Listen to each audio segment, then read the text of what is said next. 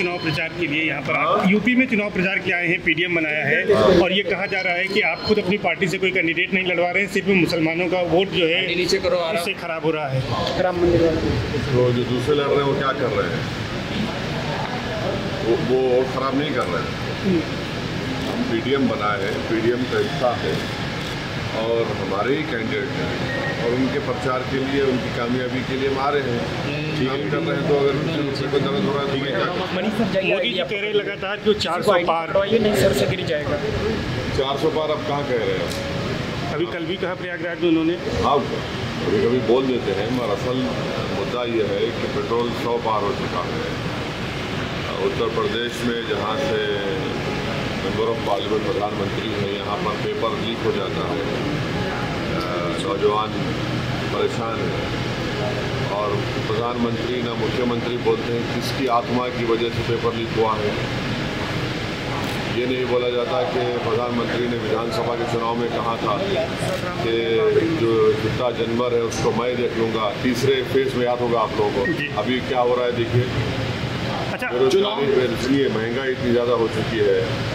PoK की बात करते हैं, 10 साल से आपने क्या किया? बड़ा बराबर लीजिए पीओके को, हम भी कह रहे हैं भारत का हिस्सा है और चुनाव में आपको पीओके किया जाता है।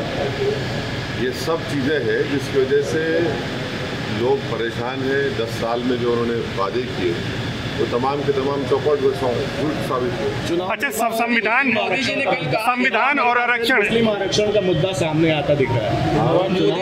मुस्लिम आरक्षण का मुद्दा सामने वाले हैं, गरीबों का हिस्सा मुसलमानों को देना चाहते हैं। पहले तो पहली बात तो ये है कि किसी का आरक्षण छीन कर किसी को नहीं दिया गया।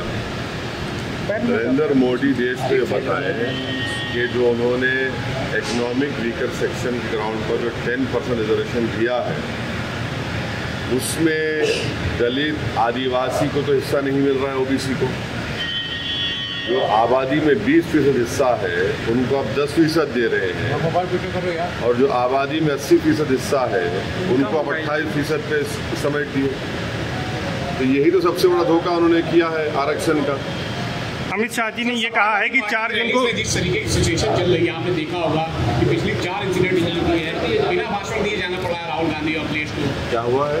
भगदड़ हुई है, हंगामा हुआ है। राहुल की कॉन्फिडेंस दिख रहे हैं। आप पुराने नेता किस तरह से कॉन्फिडेंस को देख रहे हैं? क्या एक बार कुछ बदलाव है? लाठीचार्ज की नौबत भी आई कल आजमगढ़ में। अब एक सभा को ऑर्गेनाइज नहीं कर पा रहे तो चुनाव कैसे लड़ेंगे भाई? सभा को ऑर्गेनाइज करना पड़ेगा ना, चुनाव कैसे लड़ेंगे फिर आप?